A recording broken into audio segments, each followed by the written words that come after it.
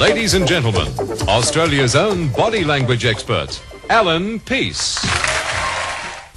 Now, they teach body language now in universities and colleges, and practically every sales and negotiation course has it in there. It's even found its way into the latest Australian Macquarie Dictionary as common language. Now, the question is, what makes it so popular? Well, it's because we know from a scientific standpoint that body language signals have 4 times the impact of what you say. Now, that being the case, try this simple test. Next time you go into a hotel, say to the person behind the bar, give me 3 beers. How many beers would you expect to get? 2. Yeah, 4 times out of 5 you'll get 2. Now just try this test. Everybody join me, please. Finger in the air. Now on top of your head, on your forehead, on your nose, on your chin. I said to put it on your chin. How many people have got a chin out here? Now most of you are influenced by what I did, not by what I said. Now, with body language, you've got to look for congruence. That's the first thing. That is to make sure the gestures are agreeing with what you hear, because quite often they don't. Now say, for example, I don't like you. If I really feel I don't like you, I make this gesture. But what if I'm saying, yes, I really do like you? We're going to look now at a perfect match contestant who's describing the weekend he had with the girl who was his date. What a wonderful girl she was. We're going to show you first in slow motion, then show you what he actually said, and he changes his mind right at the end. Here's the clip. Now, in slow motion, what would you say his attitude was, positive or negative? Yeah, clearly he's negative. But he's saying what a wonderful girl she is. What a great time he had. Now we're going to show you this clip now in fast motion. Listen to what he says at the end when he comes clean. This is the girl. She's an okay girl, you know. No, she's not. I don't like her. Number 1 is to look for congruence. That is, the gestures match. Number 2, you've got to make sure you never take any one single gesture and try to say it means something. If I button my coat, what does that mean? I'm cold. It could also mean I'm defensive. That is, I don't like what you just said. Now, what if I grab at my neck and start to jiggle my tie? What does this mean? Yeah, a bit hot, uneasy, telling a lie. My shirt's too tight. Have a look at these clips and see if you can pick a cluster, a group of gestures.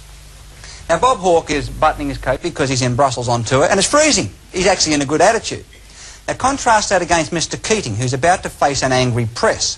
He starts by buttoning his coat. Now, he's smiling as though he's going to be cooperative. Next, he wrings his hands together as the smile broadens even more.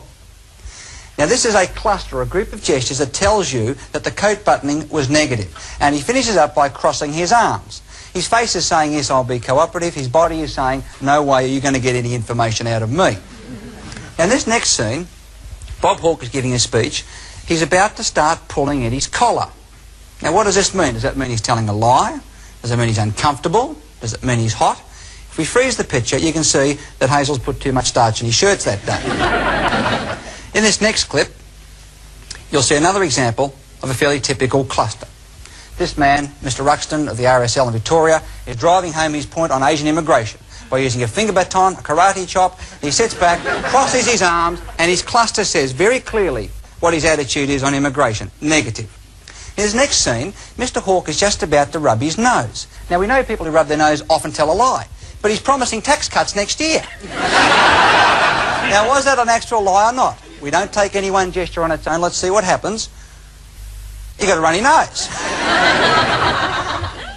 Now, if I scratch my head, it can mean I don't understand. It could also mean I've got dandruff. If I rub my nose, it could mean I've got an itchy nose. It could mean I'm also lying to you. If I hitch my trousers up, it could mean they're too big. It could also mean I can't wait to get back home. You never take one on its own and try to say it means something. You take a whole group called a cluster. So if somebody says to you, it makes good sense to me, I can understand what you're getting at, and by the way, how's your girlfriend? Don't believe a word they say. Now, of all the body language signals we use to send to somebody else, there's nothing that sends any signals as powerful as the eyes, particularly where we gaze. Now, we use our gaze to send a number of signals. For example, we use it to send a signal of aggression, where we lock in on someone and our blinking stops. We use it to show interest, that we're keen on someone, by giving them more interest and more gaze than we normally would. We look at them a lot. And we use it to show disinterest, disrespect, by looking away and not looking at them at all. Now, another use that we have with our gaze is controlling where somebody's looking. Now, this is particularly important if you're in the sales business, if you're a negotiator, or if you just want to show something to someone. Let me show you an example. Can I ask you to come up? What's your name? Derek. Come on up here, Derek. Give him a big hand, ladies and gentlemen. Come on here, Derek. Over here, mate. Okay. Let's do that. I have something here to show to Derek. My objective is to convince him. Now, I know that 87% of what his mind gets comes through his eyes, 9% through his ears, 4% through the other senses. That is, he's a visual creature. So if I don't control where he's looking, I'm not going to get the message across, right? Here's the way most people do it. Well, here you can see 57,000, Derek, was the amount of money that we decided to put in, mainly because of the fact that most people over that period of time thought that was the right amount. Now, 10 years was... He doesn't know where to look, the poor devil. He's rubbing his nose. Now, I'm going to use my eyes as pointers, and I'm going to use my pen as pointers to control the information. Watch carefully. Interest, Derek. Now, he sees it and he hears it. Now, the reason we put that in there was because that was the right amount of money to be spread over 10 years, okay? Now, there you'll see a period of 15 years on this loan. Now, the reason we just see what's happening? I'm controlling where he's looking. Now, what happens, though, if he doesn't look up? This time you don't look up. Resist. $15,000. Now, that was an amount that... we decided to put in for a period of 15 years. So wait a minute. What happens when he refuses to look? He's going to read and not look up. Don't look up at all. Resist. $15,000, Derek. That's an amount that... Now, if he doesn't look up, there's no point in me continuing to speak because 87% comes through his eyes. But like fishing, I'm going to try and hook him again. I go down again. 15,000? Now, that's an amount of money. He learns very quickly. Okay. What happens if he takes the information away from me? Now, power players love to do this. He takes it off me now. How do I control his gaze now? He's got it over his side. I use my extendable pen. So now down the bottom,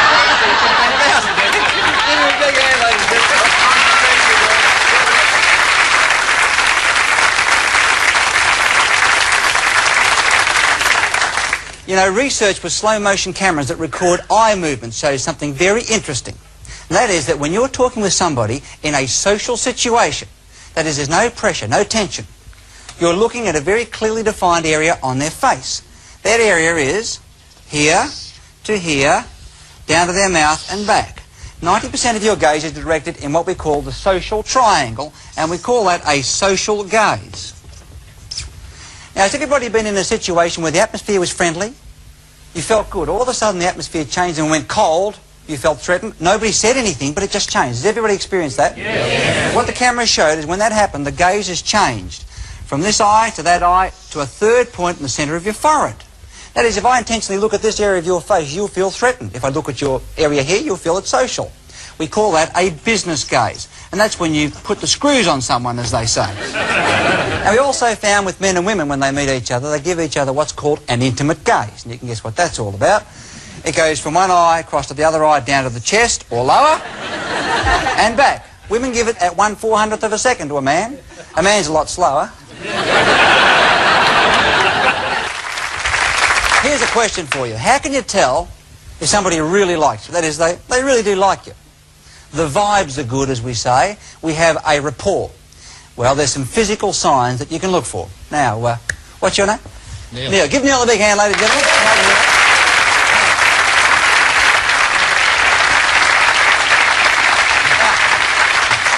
Now, here are Neil and I. He's gone straight for his cuff. Pruning. What is there about Neil and I that you can tell that we have a good rapport and the vibes are good? Anything about us you can tell?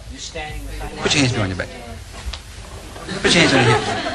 Anything special about us you notice? Put your hands in front of you. Now he's doing the broken fly. Yeah. We are mirroring each other's position. Now this is exactly, put your hands on your hips, this is exactly what people who really get on with each other do quite unconsciously. If you like someone, you'll start to mirror their gestures behind your back. If they like you, they'll do the same. Now, the studies show when we're with strangers, we make sure we don't stand like anybody. Try going to a bus stop and doing this. On your hip. Cross your arms. Behind your back. Now, he either gets real angry and thumps me or he walks off. He can't handle it. It's too much for him. When somebody really likes you, they stand and sit like you do. It's also a very effective strategy. If you want someone to see your point of view and get on side with you, you stand like them. As they change, you copy. As they change, you copy. Before long, they say, this character understands me. And you have a rapport. Would you say that Ronald Reagan likes Bob Hawke? What do you think? Yes.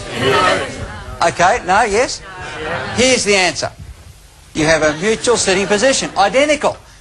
Now, the leader always starts first. I don't know who did this first, but it's an identical and mutual position. They get on real well, no doubt about it. Now, here Bob Hawke is attacking the Liberal Party. They form a power block to repel this by all sitting in exactly the same position. Here's Prime Minister Nakasone. Beside him is Bob Hawke mirroring his position. They get on real well. Now, Bob Hawke wants to see what's happening on his right-hand side. He can hear a noise. He doesn't want to turn his head. Watch what he does with his eyes.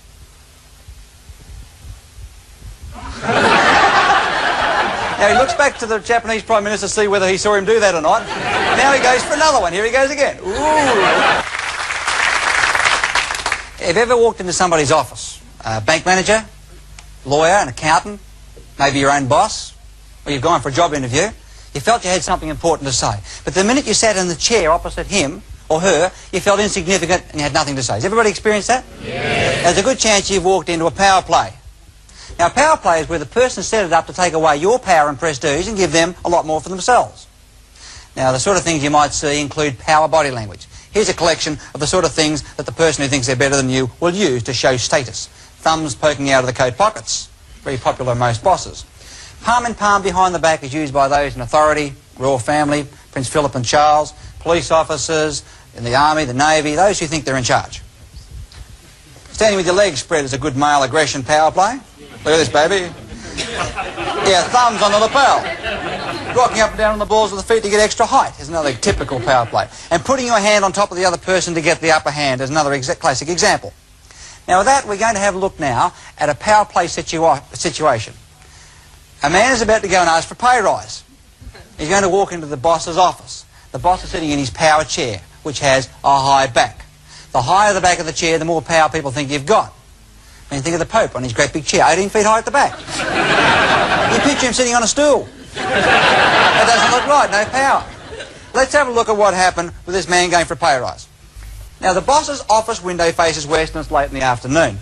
So the sun goes right into your eyes. He has the power desk, which is a real big one to keep you away. His chair moves in every direction. He's got all the power status symbols around his desk as well. The power ashtray, which you couldn't reach anyway, is too far away. Confidential red files that you're not allowed to look in. Mercedes or BMW or Porsche keyring, and the power phone system. Now here's your chair down on the floor. And you're expected to negotiate. Here comes our fellow for the pay rise. Knocks on the door. Walks the plank right down the desk. Talks to the boss. Boss, I've got an appointment to see about a pay rise. What does the boss do? Ignores him. Now looks over the top of his glasses, condescending. Puts his hand right on top. I got you, fella. Sit down there. The fella sits down, his nose level on the guy's desk. Crosses his legs, turns himself away. The body language is very negative. From this position, he has very little chance of negotiating successfully. The boss still ignores him. Now, when he does talk, he looks over his glasses, keeps the pen in his hand so he can keep writing, ignoring the fellow even more. Now, this poor devil hasn't got a chance of getting a pay rise at all. He's right down low on the floor. Now, the boss goes into the boss's favourite position that shows he's smarter than you. There it is. That was the one gesture that most bosses use for the staff. It's a gesture that most women say they can't stand the boss doing at them, or the husband. Am I right, girls? The one that says, I'm smarter than you, and then he puts his leg over the arm of the chair, right? You know how you fix that? You say to him, there's a split in your trousers, and see how...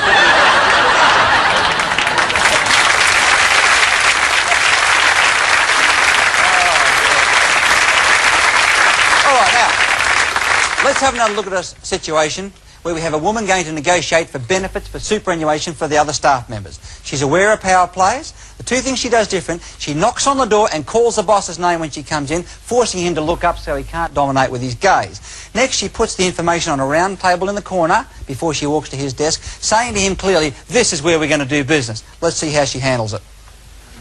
Here he is at the desk. She comes to the door, knocks, calls his name, forces him to look up.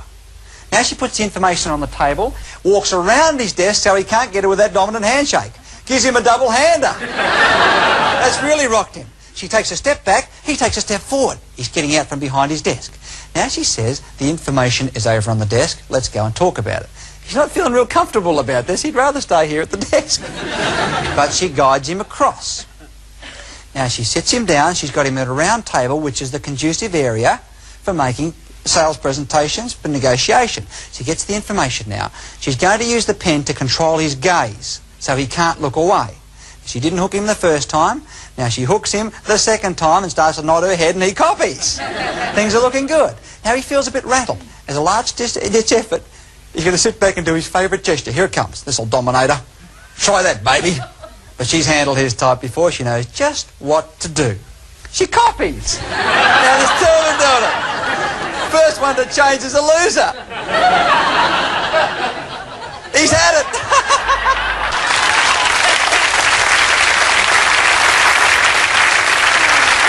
And what about our political leaders?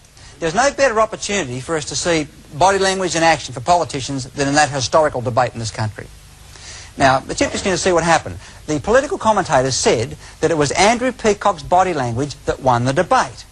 Now, it's interesting to see the play. Bob Hawke is one of Australia's most mobile body language exponents. He's good at it, even though he has a repetitive nose touch, eye rub, and ear pull. On this particular night, he didn't play it that way. Here's the way it went. He got his right hand to firmly hold his left hand in place so he wouldn't scratch his nose, face or ear because of the negative implications of doing that. He hardly touched his face all night. Now, Andrew Peacock, on the other hand, laced his fingers together, had a funny look on his face. Not a very becoming gesture. It shows and highlights frustration. Now, Bob Hawke's most repetitive gesture was rearranging his notes all night. We sped this up for you to see how it happened. He was unaware of what he was doing, but he was effectively getting his thoughts into logical sequence, and it was coming out in body language by rearranging the notes on his desk. Andrew Peacock, on the other hand, tried to make a strong and powerful point whilst using a limp wrist gesture. Again, Andrew's face looked good, his words were good, but the limp wrist detracted from what he had to say. Now, when Andrew attacked Bob Hawke came back with a fierce attack of pointed finger, tilted head, constricted pupils, and laid home the law. Made it very clear. But when Bob Hawke attacked Andrew Peacock, something different happened. Andrew started to preen himself. He did his coat up, touched the makeup on the side of his face, scratched the sweat under his nose. Oh, you horrible man. Now let's have a look at the strategy for the night. Here was Bob Hawke's strategy, was to address his answers to whoever asked the question. He didn't look at us at home. It was a third-party strategy. We felt as though we were outside looking in on a private conversation between a group of people. Now this is where the debate was won and lost. Andrew Peacock's strategy was to look right into the barrel of the camera, and there was no doubt left that his message was exactly meant for us. We, the voters, felt he was talking to us personally. He looked straight down the barrel and no other place, and this is where the debate was won. Andrew's body language actually got it right. Now let me ask you all a question. How many of you felt that Andrew Peacock won the debate? Hold your hand up. The majority felt that way. Now hold your hand up if you can really remember anything he had to say. Yeah, very few people, which shows that people listen to not what you say, but what your body says. Somebody asked the question before, how do you know when the politicians were lying that night? Simple, when their lips were moving, they were lying. There's no doubt about that at all.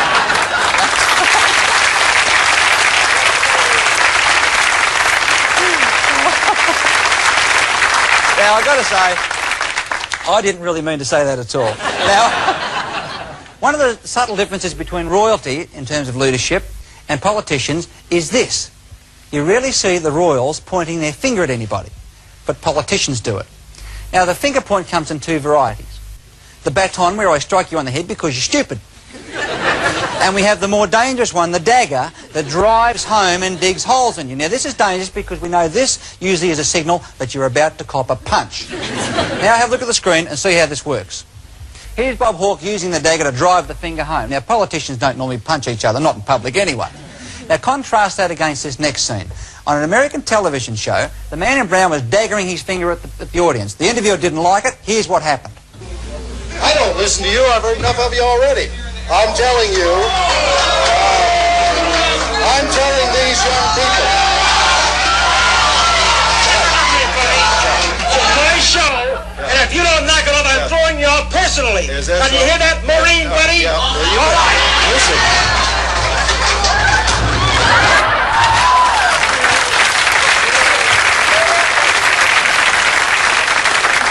Now, in this next scene, the man on the right being interviewed is talking about some of the problems of Dutch territories. He's offending a fellow in the audience who's not only using a dagger, but extending it. The man being interviewed makes a nasty remark to him, starts pointing his finger back at this fellow, and here's what happened. This is a result of too much finger pointing.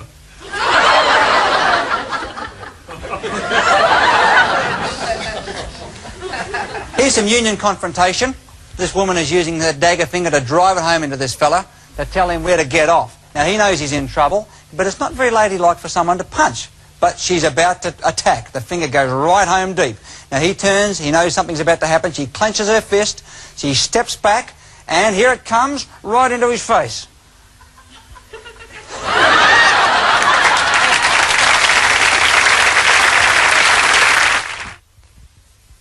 Spoken about tonight, do they mean the same thing?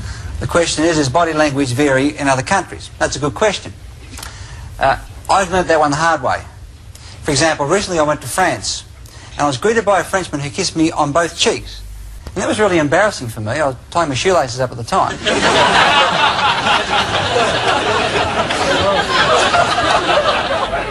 The answer is yes. It does vary. Let me demonstrate this. Can I ask everybody here to hold up your right hand and show me the number 5? Can I see the number 5? Right, now hold it there. Change it very quickly to the number 2. Now keep it there. If you look around, with the exception of one or two very rude people, everybody has those two fingers with their palms facing in an outward direction. Okay, palms down. If this was Europe, let's say it was Germany, and you were Germans, how do you predict everybody would be holding the number 2? Now that's the victory sign for a German. This way. Because the Germans count from 1 to 5 like this. 1, 2, 3, 4, 5. How do we do it? Try it. 1, 2, 3, 4. And where does the thumb come in this country? At the number 5. Now, if you started on your thumb and you were born or raised in an English-speaking country, it means you're either a slow counter or there's somebody around you with a European influence because they start on the thumb for the number 1. Now, let me give you a couple of basic examples of cultural differences. What does this mean to you? Okay. What does this mean to a German? The number 1. What does this mean to a Northern Greek? Pretty close. It means why don't you go and get whatever you can think of that's the worst thing you can say. There's a very insulting signal. Now there's a problem because in this country, what is this on the side of the road? Hitchhike signal. What happens if you hitchhike through northern Greece? You get a lift? Maybe not. What does this gesture mean to you? Okay. It's an okay signal. What does that mean to a Frenchman? No. 0. Nothing. Worthless. Naught. What does it mean to Japanese? Money. It's the money sign for the Japanese. What does it mean to a Maltese or a Northern Greek? Okay, if a man is effeminate, what gesture will we all use to signify we think he's effeminate? The limp wrist gesture. Now, the Greeks and Maltese don't say he's like this, they say he's like this. Never tell a Maltese everything's okay. You'll have more friends than you counted on. Incidentally, you might recall the Aussie Bonds ad on television. Now, the Greeks and the Maltese are prolific buyers of Aussie bonds. Well, of bonds in general. When the first Aussie bonds came out, the Greeks were not buying them. Why was that happening? The Greeks come out on their ships, pockets full of money. They turn the television on, what do they see? Aussie bond. Aussie bond. Would you like a translation of what they're saying? Aussie bond. Aussie bond. They're not buying any of those bonds.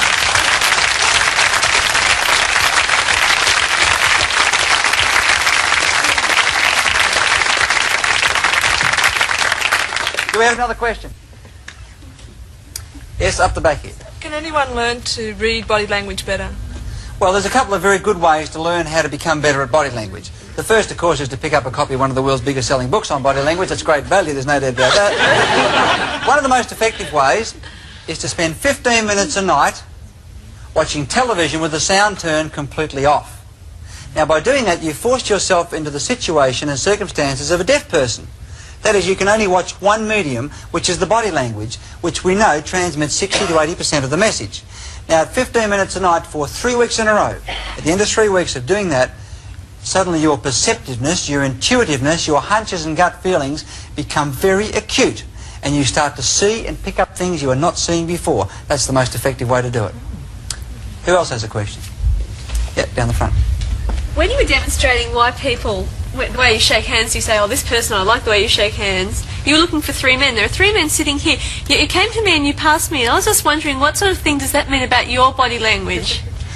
That's a good question. I'm certainly glad you asked that question. Well, and let me paraphrase that in a question. If you're between the ages of 20 and 40, which everybody in this room is, there's no doubt about that, you have a problem with handshaking. And this relies particularly to the girls. Because the girls who are between 20 and 40 grew up in the era where television came into being. Now, from the corner of your eyes, girls, you notice that your mother did not shake hands as a custom, because her generation didn't do that. Yet you watched the television and saw the American and European girls shaking for it. So the average girl now between 20 and 40 is confused about what she should do. Now this is a problem for the fellas. Because here's what happens. We've all been through this. You're at a function. Fellas, you're being introduced to a lady. You watch out of the corner of each other's eyes to see if anybody's going to reach for it. As you're introduced, she reaches for her handbag to get a tissue. You think she's going for it, and so out you go for it. Vacant space. Pull it back. She sees it. She reaches for it. And then she pulls it back. You go. Has everybody been through this? It's a problem. The average girl doesn't know what to do, and the average man, when he sees a woman's hand coming towards him, quite frankly, he wouldn't know what to do with it. Is that right, girls? Where do you grab it? How hard do you hold it? Should you kiss it? And what do you do? I make a point of shaking every girl by the hand that I meet. For 2 reasons. One is it avoids this happening, and it makes us on an equal basis right from the start, because I can give her an equal handshake. And I suggest you fellas do the same. Secondly, I can learn a lot about her attitude towards me through that shake, which is helpful information. Who has another question? Yes, sir. I have a friend who is particularly good at meetings and things like that, at picking pieces of lint and fluff off his sleeves and off his jacket. I'm just wondering what that means. Does everybody know somebody who sits there and picks imaginary pieces of fluff and dust off their coat? Tests were done with this gesture. They got teenagers. In the teenagers, they mixed people in their 50s and 60s. The teenagers were instructed at a given point to start talking about drugs and the virtues of them, almost to a person. When the drugs story came up, the 50 and 60-year-olds looked away and started picking imaginary pieces of fluff from their jackets. This is what we call a disapproval signal. That is, they didn't want to give their opinion, but they didn't want to know about it. So what happens if you're talking to a lady and you think you're doing real well and she starts to do this? Your course of action's obvious. Who else has a question? Here's a question over here. Alan, can body language be used in a place like a court to detect whether someone's telling lies? Can it be used in a court? In the United States now, it is being used in a court in 2 ways. One is to detect deceit in a witness, and secondly, the lawyers and solicitors are using it to select a jury. By making a brash statement to a potential jury about the innocence or guilt of the particular party, they then watch the body language of the potential jurors. Those who have decided he's guilty, if they show negative gestures, they move them out. Those who show open or positive gestures, they select them in. That gives the person who's been convicted a better chance of getting off. Another question? Over here. What does it mean when someone, when they speak to you, they put their hand on their mouth, or they rub their chin, or go like this? Hand to face and chin rubbers. The chin rubbing gesture is probably the most interesting. If you're in selling or negotiating or dealing with other people and you need to know where they're at, this is one of the most valuable signals to look for. It goes back 1 million or so years to when the cave tribes would meet. All the elders would sit around, men and women stroking their beards, making a decision. Now, if we asked all the fellas here today to make a decision, what do you think about this, fellas? Most of them would reach straight for their chin and start to make this stroking gesture, as though they had an imaginary beard. Now, most girls do the same, but the gestures are not quite as bold as that. They're more petite and go like this, like they've got a little goatee beard. Now, in a selling situation, of course, this is invaluable information, because if you ask me, would I like A or B? Ask me if I'd like A or B. Would you like A or B? Well, now, I am going through the decision-making process. You shouldn't interrupt me when I'm going through this process. The gestures that follow this will signal my decision. A or B? Let me think. What have you got? Negative. I don't want either. If I say neither, you've got a fight on your hands. Now, a good salesperson would stop me at that point and say, now, just before you answer, let's go back and reconsider these main points. So this one is an evaluation signal. Do men do this at you often? Who has another question? Let's take one over this side. Yeah, this gentleman here. Yeah, Alan, is it true that psychics are the only ones that can really read body language signals correctly? That's a good question. Somebody who has an innate and inborn ability to decode body signals can pose as a psychic. Because if I had an incredible ability to decode body signals, from your signals, unconsciously I could figure out what you were thinking and how you were feeling, and I could relate it to you and call myself a psychic. In fact, I'm not a psychic, I'm a good salesperson, not a psychic. There is a difference. Question up the top here. I'm the sales game and I meet a lot of people who wear jewellery and so on. Does jewellery represent anything like rings or things around your neck and so on? Yes, jewellery is very revealing. Anybody who has anything artificial, such as cigarettes, jewellery, toupees, false teeth, glasses, all have their own special sets of signals. Probably the most significant, if you're in the selling business, is a watch signal. Now, if we had a 5-year-old child in the audience and the child wanted to look at his watch, how would he do it? By the time the child's become a teenager, he's learnt that that is not very nice. So he looks at his watch like this. Now, when the child gets to be an adult, and most of us here tonight are adults, and they're at a meeting where there's a boring speaker, you want to get a look at your watch, but you don't want to look obvious. Here's the one you'll see.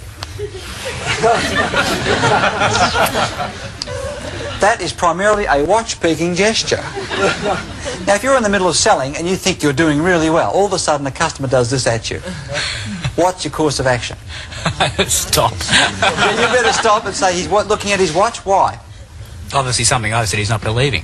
He's either not buying, not believing. You better stop and maybe ask a question. Well, what do you think? Now, people who are in the 40-plus age bracket don't look at their watch like that because they've come from a generation where you were taught to be polite regardless of how boring a person may be. So if we've got some 40-year-olds here tonight and there's no clock on the wall, if you think this is boring, I wonder how long till we finish, here's what they do. And we've put on boring speakers in front of groups. Here's some exciting, a lot of fun that you can have with these games, stepping into someone's space. Look at the monitor, here's how you do it. Go to a building where there's an elevator, and there they all are watching the numbers. Walk in, the difference is you don't turn around, you face them. And you smile.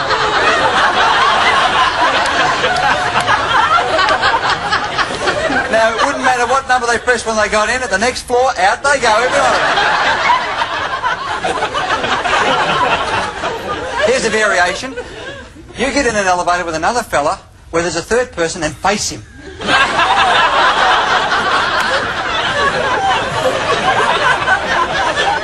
There's a good chance he'll face the back. Here's the next. You get in an elevator with a friend and face the back, wait for the next guy to get in. First of all, he thinks he's walked into the back of the elevator. Now, the pressure is too great for him, and he will be forced through your pressure to turn around and also face the back of the elevator.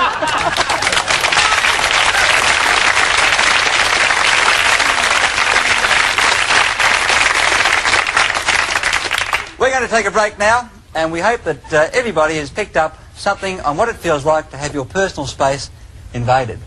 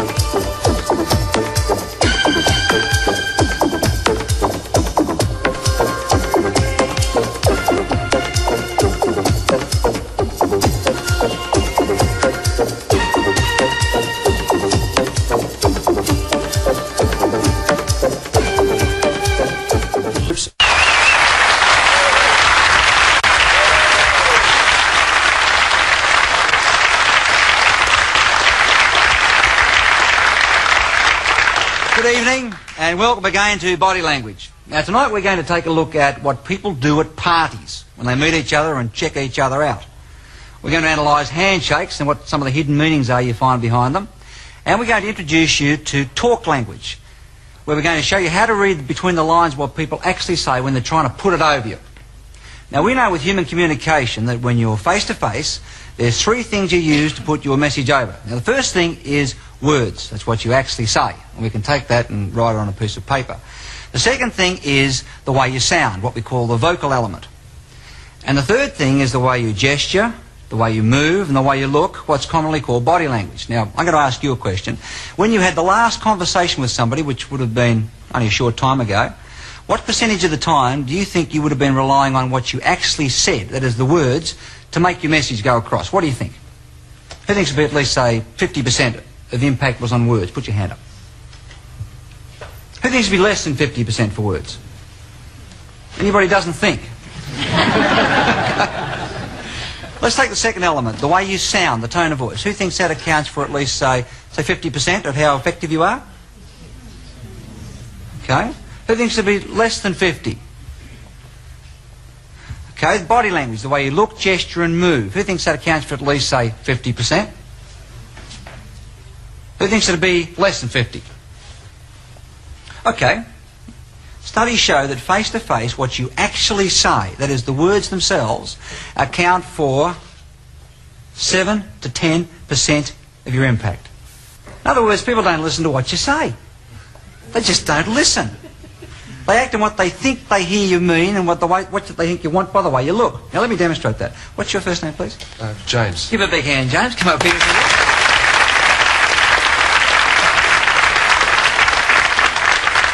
Always got to get the tallest person in the room. Yeah. Okay, I'm going to ask you 10 questions, James. Nobody's ever got 10 out of 10 right. Listen to the questions, listen to the answers, and answer them yourself in your own mind. And this shows people don't listen to what you say, they act on what they think is going on and what they think you mean. 10 questions from 0 to 10. Here we go. You ready? Yeah. Question number 1. What's your full name? James Irving France. Correct.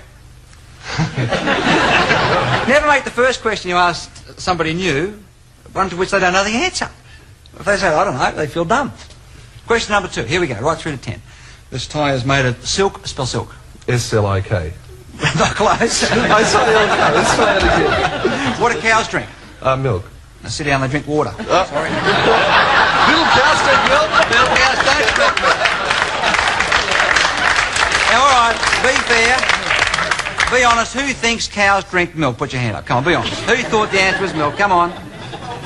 Yeah, that's your first response. The second response is little cows drink milk. You try to rationalise why you're an idiot, correct? Want a second go? Come up, I'll give you a second. Okay. Glutton for punishment. All right. Now, so far you got your name right. All right. Here we go. Now this time I'm going to gesture and move. How many animals of each species did Moses take on the ark? Oh, 2. Sit down, it wasn't Moses, it was Noah.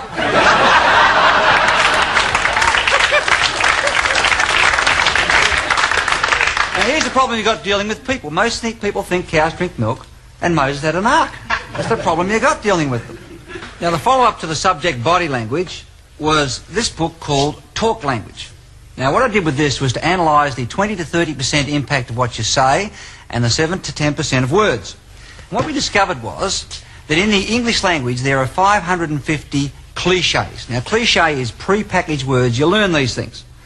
And you use them when you want to cover up what you're really thinking. Now a couple of simple examples of these can be seen in places like airports. So I flew on a plane today. Now the fear of flying, which is in the book of lists, is listed at number 8. We don't like flying in aeroplanes. The fear of dying is number 7. Anybody know the number 1 fear of Western man?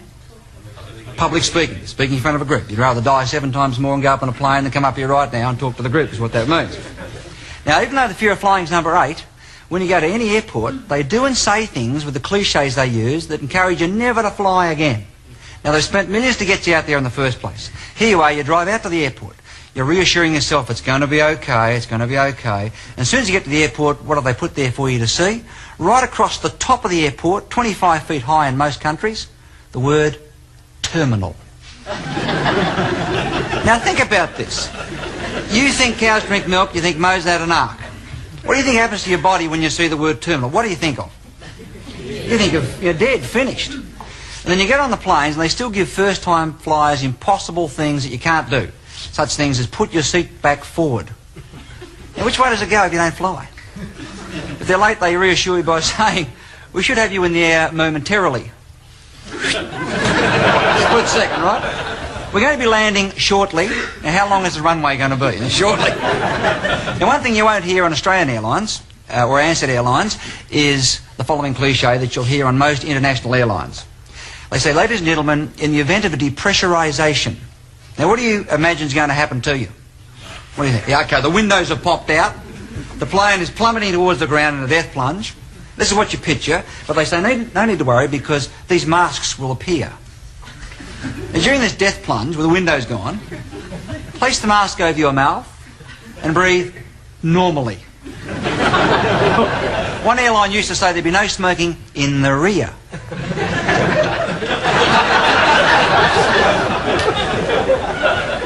The best one of all, you hear this on most airlines. I can remember one night in turbulence, we were bouncing around the sky trying to find a hole to